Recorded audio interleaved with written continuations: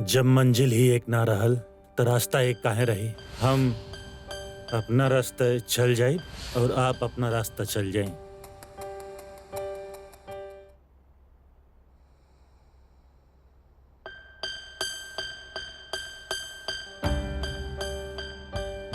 रानी बिटिया कहाँ रह गई रहलू?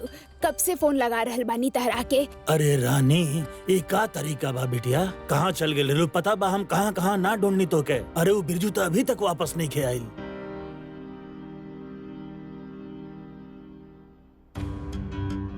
रानी, बाबूजी, बहन, अरे बहन तू आ गई लू। कहाँ चल गए रहलू बहन? हम तो तोहार छोटा विधायक बानी ना बहन, हमरा काहे ना साथे लेके गईलू?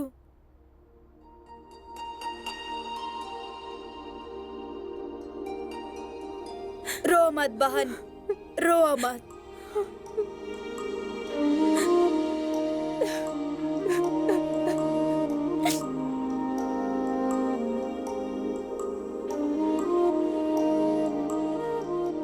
हमरा चुप करावत रहलू ना बहन। याद करा बहन, तो हमरा का कहत रहलू? बड़ा से बड़ा कठिनाई मन पार कर जाई, मुश्किल से मुश्किल दर्द दिल सह जाई। बस 45 डिग्री के एंगल बना के अपन दिल पे हाथ रखा और बोला अपन टेम भी आई।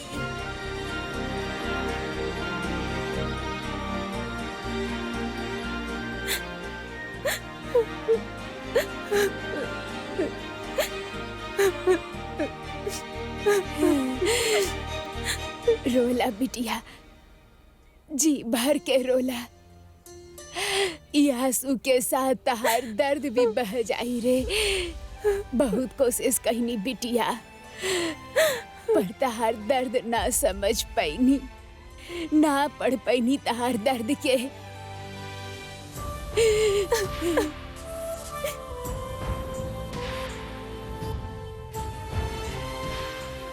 अब ऐसा ना हो कि हम रामाधीर पिंकू सब तहरे साथ बढ़े।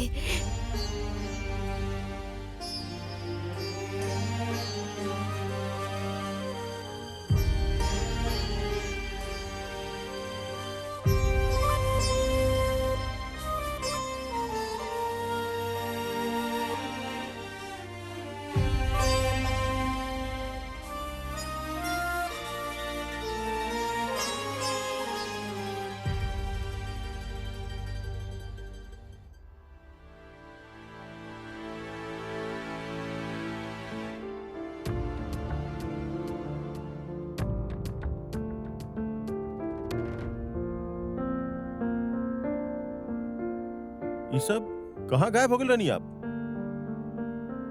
जो नाप करे खातिर कहले रहनी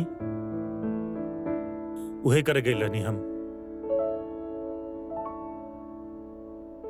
रानी से बात करे के कोशिश कैनी विक्रम, सब कुछ ठीक करे के कोशिश कैनी हम, लेकिन हम नाकाम रहनी। कोनो फायदा ना भाई। ब्रो, अगर आप एक बार हमारी बात अपन सामान पैक कर ला, हम निकल जयपुर खातिर निकलत बानी। अरे पर एक बार हमारी बात। बस थक चुकल बानी हम विक्रम। अगर रिश्ता की किस्मत में खत्म भइली लिखल बा तो एकर खत्म भइल ही सही, लेकिन अब बस।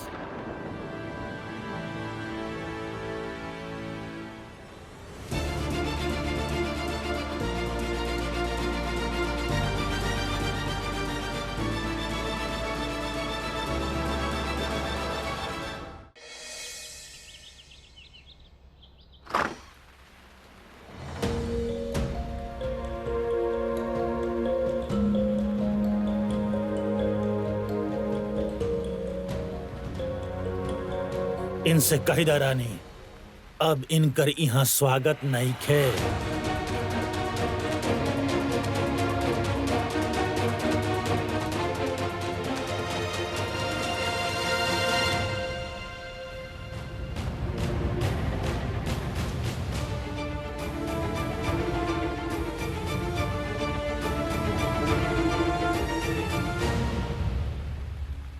अच्छा भाई देवर जी, आप एक आखिरी बार मिले चले नहीं हमरा से। आखिरी बार? हमार रिश्ता तब दोस्ती से शुरू भइल और देवर भाभी में तब्दील हो गई रिश्ता हमनी के। हमेशा खास रही हमरा खातिर।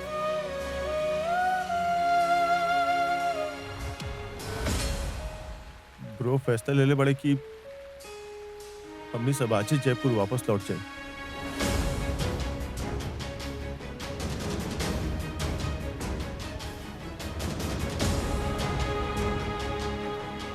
सही फैसला ले लेना, उहे में सबके भलाई है।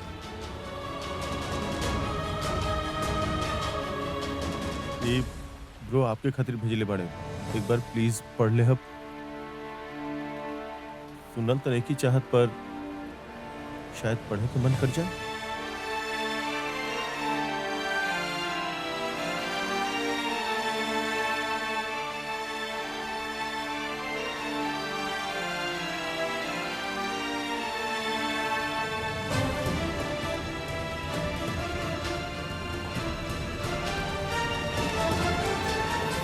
जब मंजिल ही एक ना रहल तो रास्ता एक काहे रही। हम अपना रास्ता चल जाए और आप अपना रास्ता चल जाए।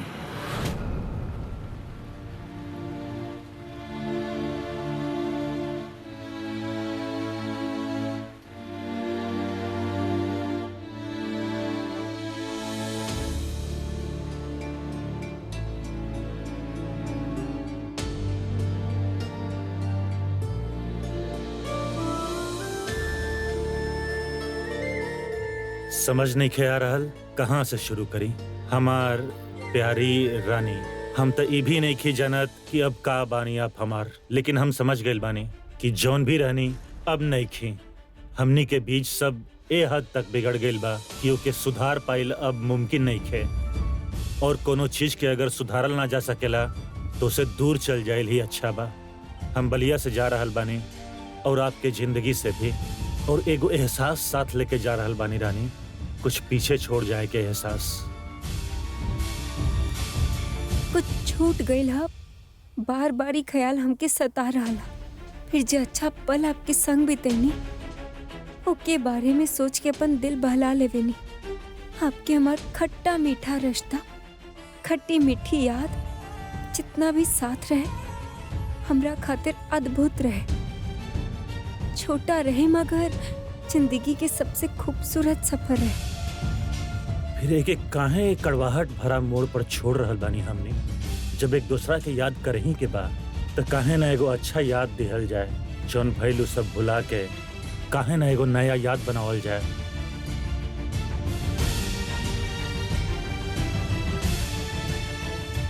काहे ना एगो आखिरी बार एक दूसरे के करीब आए, सिर्फ दूर जाए खातिर। वीर, रेडी बाड़ा तू? जी रानी साहब। ठीक बा, हम ड्राइवर के बोल देता नहीं सामान गाड़ी में रखवा दी।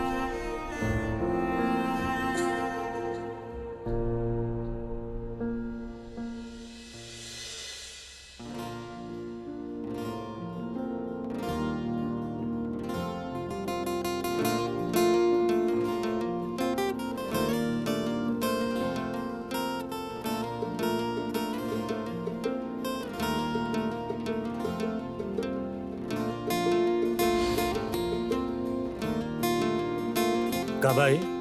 चेकअप डॉक्टर साहब, ई हेडफोन लगा के हम अपन दिल के धड़कन सुनता कोनो हेडफोन नहीं खे, एके स्टेथोस्कोप कहेले, जाने नहीं हम।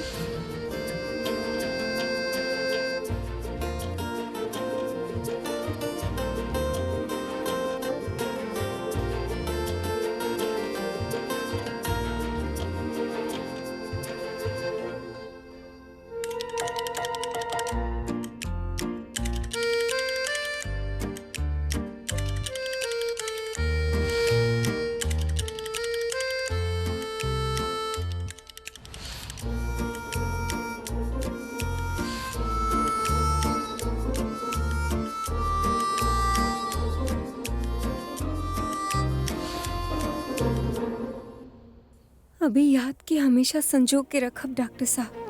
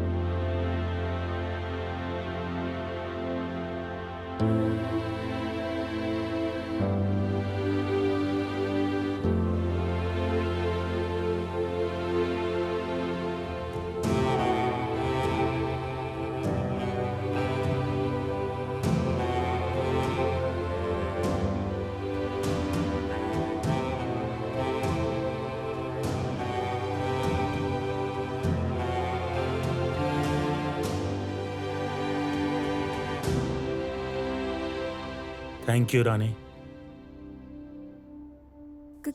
कोना खातिर? हमसे एक आखिरी बार मिले खातिर।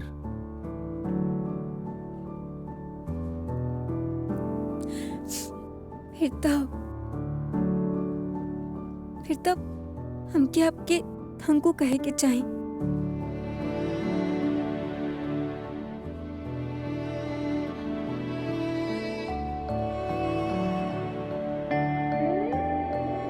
आपके हमार पहला मुलाकात याद है?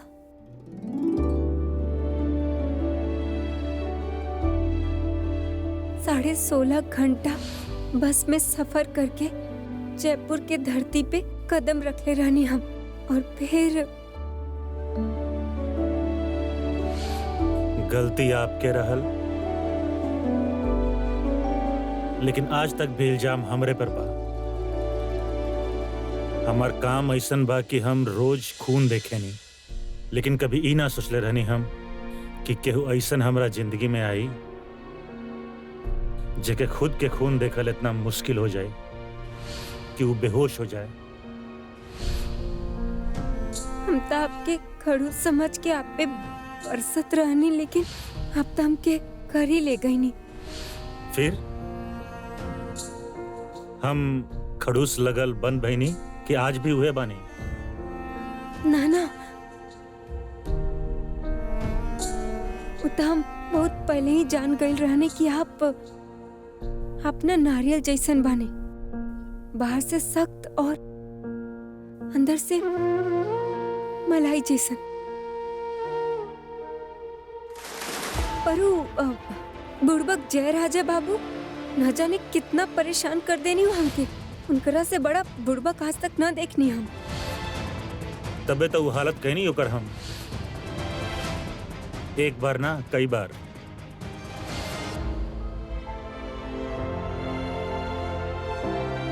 और आपके थैंक यू कहे खातिर इंग्लिश में खत लिख ले रहनी हम। वो खत आज भी हमरा लगे बा।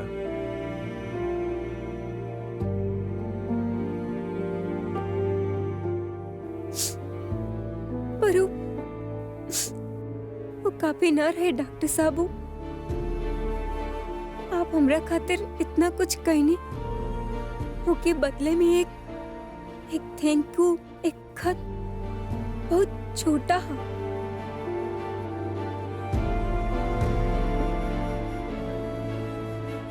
हमार जान बचावे खातिर आप हमार मांग भर देनी। जोन आप हमरा खातिर कैले बानी रानी, ओकरा सामने हमार कर्म बहुत छोटा बा।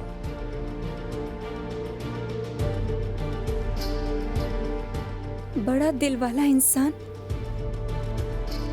छोटा कर्म भी कर जाए तो बड़ बन जाला। ऐसे तो कबड्डी के मैच के बाद आप भी तो हमार जान बचौले रहनी, अपना सर पर पत्थर खा ले रहनी आप हमरा खातिर। पर फिर आप ही तो हमारी इलाज कैले रहनी, फीस भी ना लेनी आप। अगर ऐसन बात है, हमके जेल से बाहर निकाले खातिर आप भी तो अपन जान दाव पर लगा ले रहनी, तो हिसाब बराबर। अरे ऐसे कैसे? अब तब भी तो हमके चोट लगल रहे ना, फिर से आप हमारी इलाज कैले रहनी। आपके फीस बढ़ते जा रहा डॉक्टर साहब। चोट लगे में तो वर्ल्ड रिकॉर्ड बा आपके। और हाँ, जिद करे में भी, क्योंकि सुने नहीं कहा आप। हम तो बेफिक्र जियत रहनी डॉक्टर साहब, काहे कि हम जानत रहनी कि हमके बचावे खातिर आप हमेशा रहब।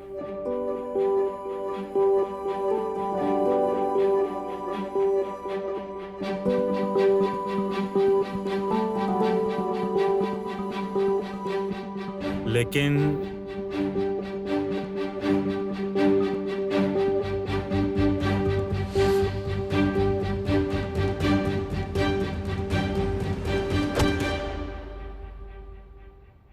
सच में वो वक्त पागल हो गए रहनी हम। हमार पागलपन रुकल आपके अइला के बाद रुकल। अच्छा महसूस करे लगल रहनी, कहे कि आप हमरा लगे रहनी। आपसे मिलके हम बहुत खुश हो गई रहनी डॉक्टर साहब। और मुझे आप हमरा खातिर वो चना दाल चावल और लिट्टी चोखा बनेले रहनी, बहुत खुशी भइलू खा के। अब तो हमके सच में रानी जैसे नहीं बना देनी, असली वाली रानी। लहर के डर भी भगाई आप हमार। डॉक्टर साहब, हमके लहर से बहुत डर लगेला। रानी, ई लहर आपके डरावे ना आवेले, बार बार लगातार बिना थकले आपके कुछ एहसास दिलावे आवेले।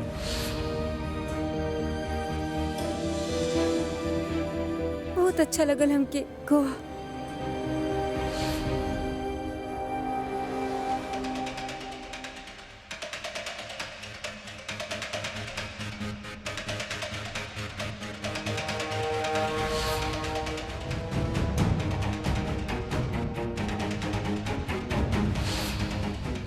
और फिर रात आई, जैसे सब कुछ बदल गई। हमके जाने के बाद कल रात का भइल रहल। चाहे जे कुछ भी हो जाए, लेकिन कल रात जे भइल डॉक्टर साहब के ना पता चले के चाहिए। कल रात आप कहाँ रहने?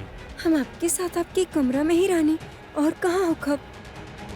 वो भी बड़ा भोला बाड़न, हम जे कहीं नहीं मान जायलन, पर ओकर मतलब ये ना कि हमनी खुलेआम अपन खेल चलावत रही। का हो गई आपके? एहसास भइल बा रानी, आप ही कहले रहनी ना, केहू के खोवे के डर बहुत सारा एहसास जगा जाला। हमार जिंदगी में एगो दोस्त के, एगो साथी के जोन कमी रहल, ओके आप ऐसे पूरा कईनी कि जब आप हमरा पास ना होनी ना तो घबरा जानी हम। हमार जिंदगी के सबसे खूबसूरत रात रहे हो, जे कि हम कबो न भूलल चाहो। काहे कि आप हमरा से कहले रहने की हम आपके जिंदगी के हर रिश्ता के पूरा करेनी।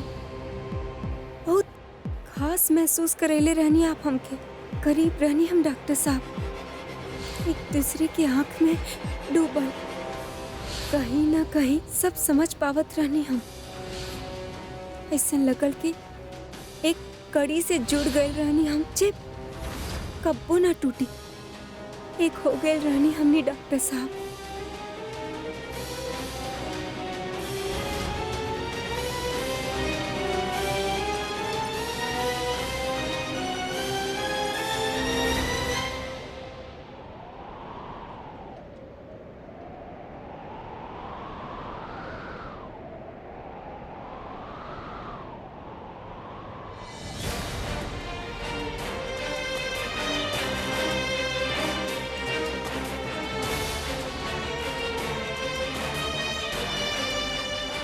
ई क्या कर देनी हमसे इतना बड़ा गलती कैसे हो गई? को अब बहुत बहुत अच्छा लगल हमके।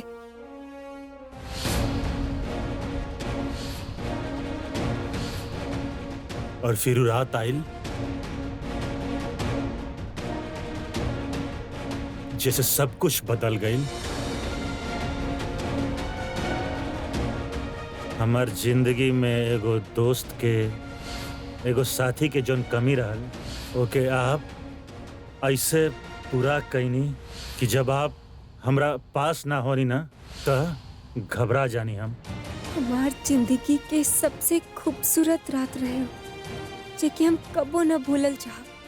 काहे कि आप हमरा से कहले रहने की हम आपके जिंदगी के हर रिश्ता के पूरा करेनी, करीब रहनी हम डॉक्टर साहब। आपके और बिरजू के बीच में क्या रिश्ता बा? अरे बताइए ना, कब आप दोनों के बीच में सिर्फ दोस्ती बना आप दोनों के बीच और कुछ नहीं? ना अगर हमेशा से ही बिरजू से शादी करे कर है आपके, तो एक बार हमसे कह के देखती, हम खुद आपके रास्ता से हट जाती। रानी ऐसे छुप के छुपा के चोर के जैसे बिहेव करके क्या जरूरत रहल रहे।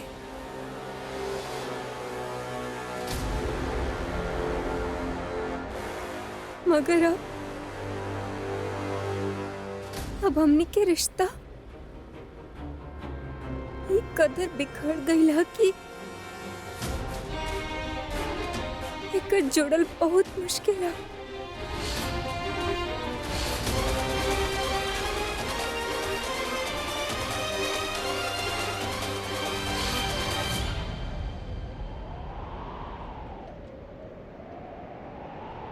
रानी, रानी,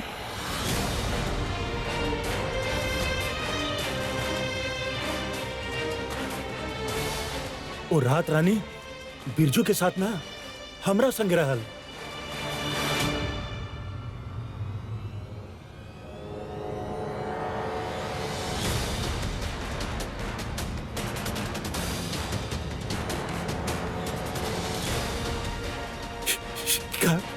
का कर देनी हमसे इतना बड़ा गलती कैसे हो गई?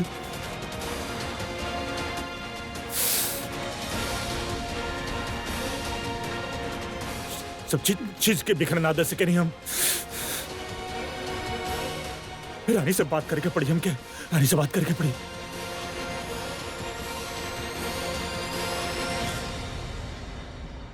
काका प्लीज हमके एक मौका दी। रानी से बात कईल बहुत जरूरी बा हमरा खातिर। बार बार मौका हम देनी आपके कुंवर साहब, और हर बार आप हमार बेटिया के दुख देले बानी। पिता अंदर से डर गईल बा कुंवर साहब कि कहीं हम आपके फिर से मिले देनी और आप फिर से हमार बिटिया के। काका हम मानत बानी, हमार गलती बा, सब कुछ हमार गलती बा, हम मान चुकल बानी ये बात के, हमके एहसास हो चुकल बा। काका काका प्लीज अब जौन सजा तय करब हमके मंजूर बा, लेकिन एक बार हमके रानी से मिले दी। अब बहुत देर हो चुकल बा कुंवर साहब, ऐसा मत कहीं आप चल जाइए यहाँ से। काका ना प्लीज।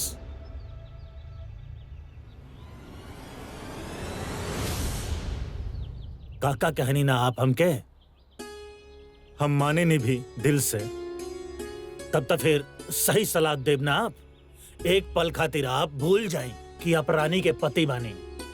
हमके सिर्फ अपन रामू काका समझ के बात करी। अगर कोनो और हमार बिटिया के संगे ऐसन व्यवहार कैले होखत जैसन आप कैनी, ओकरा खून के आंसू रुलौले बानी, लांछन लगौले बानी ओकरा चरित्र पर, त का हमके ऐसन इंसान से अपन बिटिया के मिले देवे के चाही? का हमके अपन बिटिया के ऐसन इंसान के पास भेजे के चाही जे कल के दोबारा वैसे ही शक करे? हसल भूल गइल बिया कुंवर साहब, हसल भूल गइल बिया हमार बिटिया। रहेले हमनी के संगे पर पता ना ओकर ध्यान कहाँ होखेला। उ इंजीनियरिंग बाना इंजीनियरिंग, उ हमार बिटिया के सपना रहल। ओकरा बारे में जब भी उ बतियात रहल ना तो ओकर चेहरा पर चमक आ जात रहे। पता बा ओकर उहे सपना आज ओके खुशी नइखे दे पा रहल कुंवर साहब। लड़ रहल बिया उ अंदर से, टूट चुकल बिया, और उ सिर्फ आपके वजह से।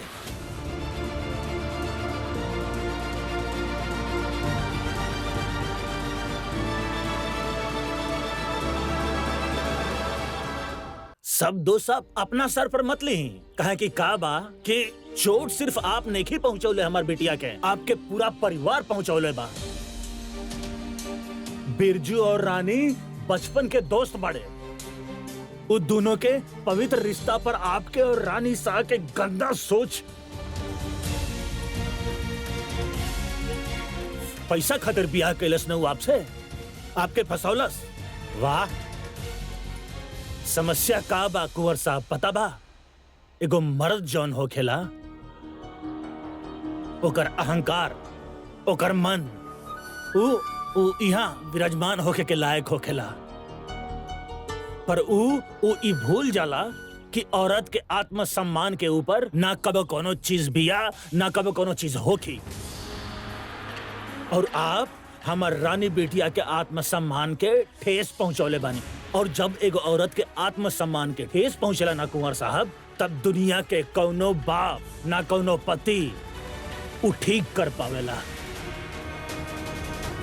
चाहे वो डॉक्टर ही काहे ना होखे। नजर मत झुकाई, ऐसे देखी हमरा आंख में, देखी कुंवर साहब, हम ओ टूटल लड़की के पिता बानी जे हमेशा से अपन बिटिया के आंख में सिर्फ चमक देखे के चाहेला, खुशी देखे के चाहेला।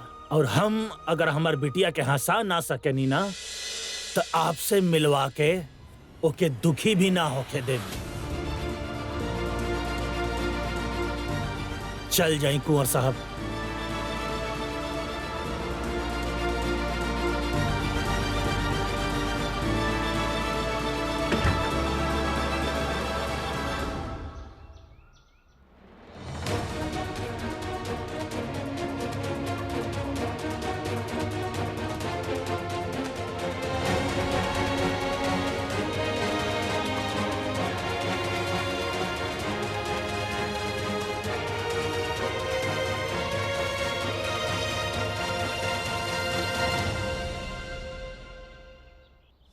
आखिर ले ही आईनी हम वीर और रानी के घटिया रिश्ता के ओकर अंजाम तक, जे अब तक टूट के बिखर चुकल होखत।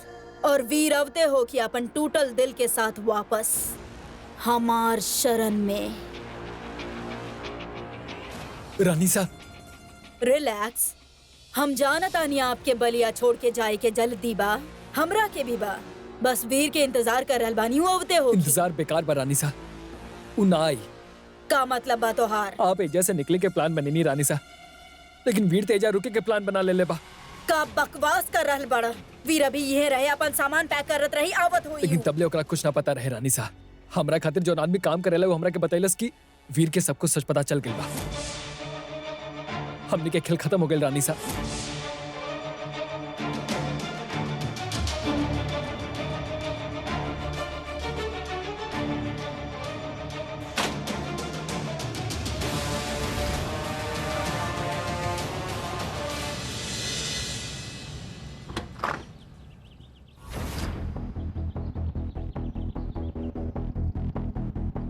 अब का लेवे आयल बड़ा डॉक्टर? किराने स्टोर का काम शुरू हो गया है, बाकी मजदूर लोग भी आ गए हैं। अब चलिए हम थोड़ा देर में और बने। एक किराना स्टोर, एक किताब, ये सब आप काहे कर रहल बानी कुंवर साहब? पश्चाताप के अलावा हमरा लगे ना कुछ करे के बा ना कुछ कहे के। बस एक बार माफी मांगे दी काका। हम जानत बानी आसान नहीं के माफ कर, लेकिन एक बार प्लीज आप हमसे एगो सवाल कैले रहनी काका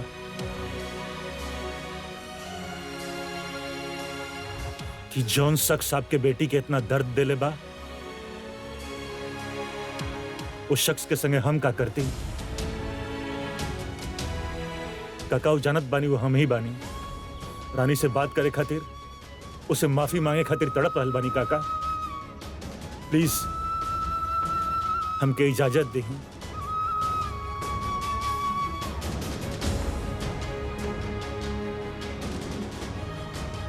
अरे कौन इजाजत?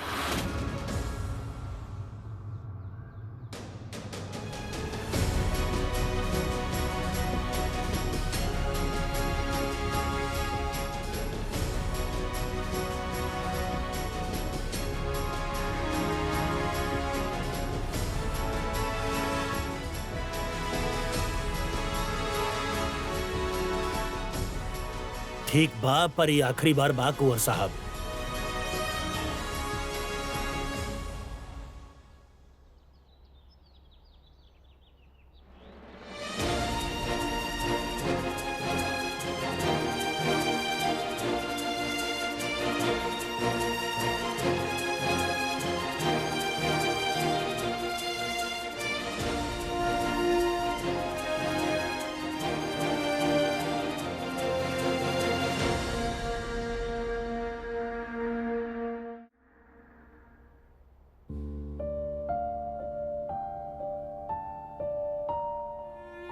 हमरा तरफ देखब भी ना आप, आपके नाराजगी, आपके गुस्सा जायज बराने, लेकिन अब जौन कुछ भी हम कहे जा रहल बानी ना, सब सच बा। हमसे बहुत बड़ा गलती हो गई। अपन गुस्सा में हम आपके बहुत तकलीफ पहुंचौले बानी। हम जानत बानी आपके खातिर हमके माफ कइल बहुते मुश्किल होखी। गंदा ना, बहुत ही घटिया और घिनौना सवाल कहनी हम आपसे। आप पर शक करके हम अपन जिंदगी के सबसे बड़ा गलती कैले बानी रानी। आपके और बिरजू के बीच में क्या रिश्ता बा? अरे बताइए ना, कब आप दोनों के बीच में सिर्फ दोस्ती बना आप दोनों के बीच और कुछ नहीं? ना अगर हमेशा से ही बिरजू से शादी करे के रहे आपके, तो एक बार हमसे कह के देखती, हम खुद आपके रास्ता से हट जाती रानी। ऐसे छुप के छुपा के चोर के जैसे बिहेव करके क्या जरूरत रहल? रानी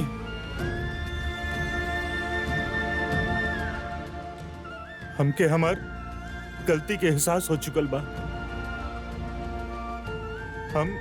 हम चीज के ठीक करे के चाहत पानी। सब केहू के एगो मौका मिले के चाही ना।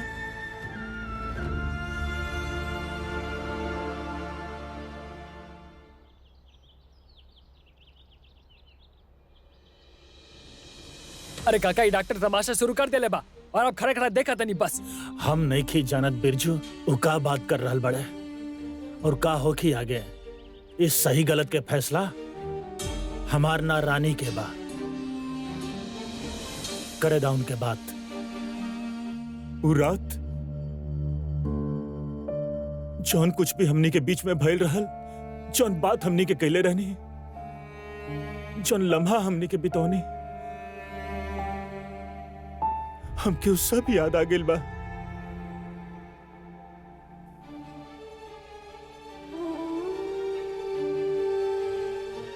पर अगर याद ना आवत त जिंदगी भर कोसती ना आप हमके। ना हमने के रिश्ता इतना खोखला भी न रहे कि गलत फहमी के चलते आप हमरा पे शक कहीं नहीं। वो सब कुछ कर देनी चाहिए आपके कबो न करे के चाहत रहे। गुस्सा में रहने हम, और वही गुस्सा में एक के बाद एक गलत कदम उठावत गए नहीं हम रानी। आप पर शक कहीं नहीं हम, आपसे वो घिनौना सवाल पूछनी हम, कियारा से नकली शादी, सब कुछ।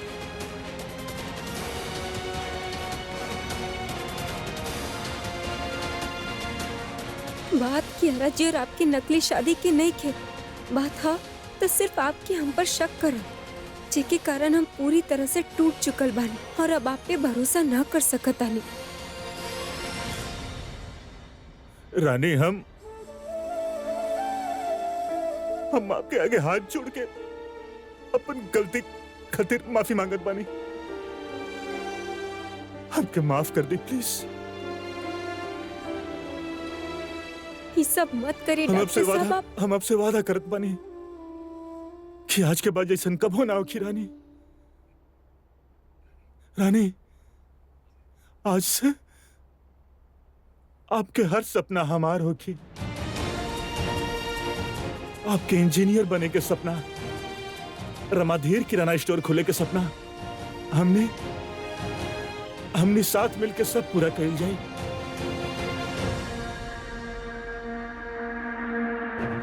पहले भी आप इसने कुछ कहले रहने डॉक्टर साहब। हम जानत बानी कि हम आपके भरोसा खोले बानी, लेकिन हम आपके रामू काका के यकीन दिलावे के चाहत बानी कि हम वो इंसान नहीं थे जो नौरात के बाद बन चुकल रहने। हम उहे वीर बानी रानी, आपके डॉक्टर साहब।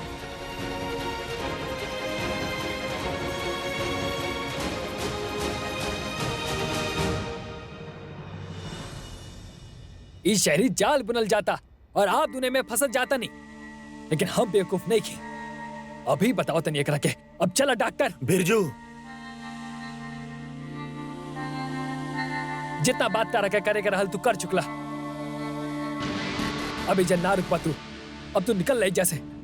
तारे जा कोनो जरूरत नहीं के। माफी हमके आपसे भी मांगे के बाद बिरजू, हम जॉन भी जब तारा कोनो माफी ना मिली और निकल ले जैसे। ना, हम यहां से तब तक ना जाए जब तक रानी के, उनका पूरा परिवार के यकीन नहीं की दिला देत कि हमके हमार गलती के एहसास हो चुकल बा।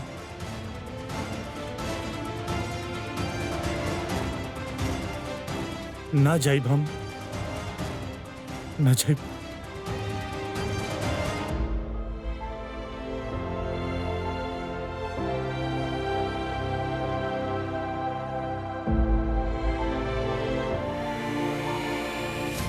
हम ना जाइब।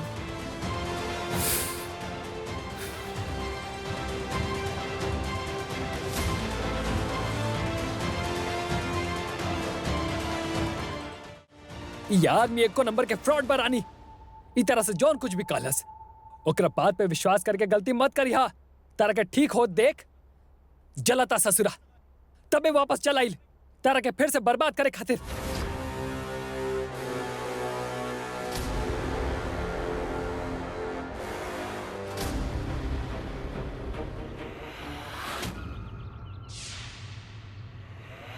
अरे डॉक्टर साहब रुकिए।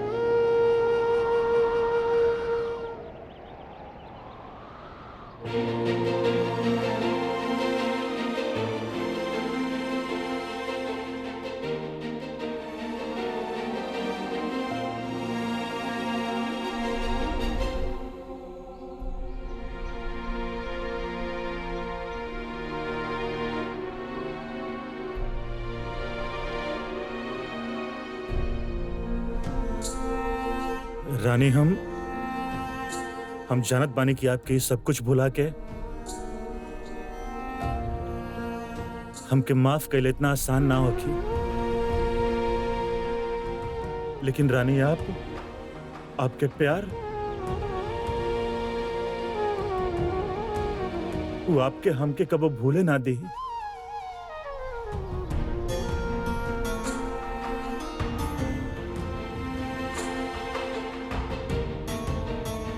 हम का महसूस करेंगे उससे अब कुछ फर्क ना पड़ेला डॉक्टर साहब।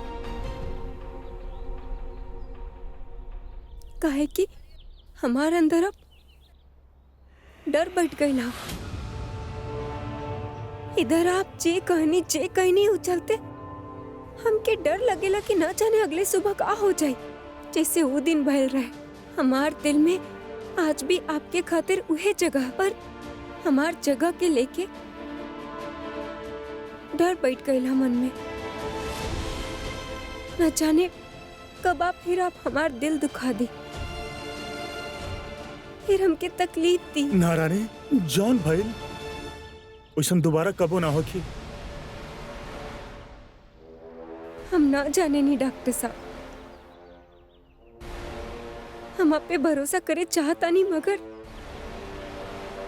बहुत डर बैठ गईला हमारे मन में। आपके जितना वक्त चाहिए उतना ले ली रानी, बाकी हम आपके भरोसा जीत के ही रहा। जॉन हम कहनी उसे आपके दिल में डर बैठल जायज बरानी, ओकर कोनो माफी नहीं खे। पर अब आपके ए डर के दूर कैल ही हमार जिंदगी के सबसे बड़ा मकसद बा, जे कि हम दूर करके ही अपन गलती के सुधारब।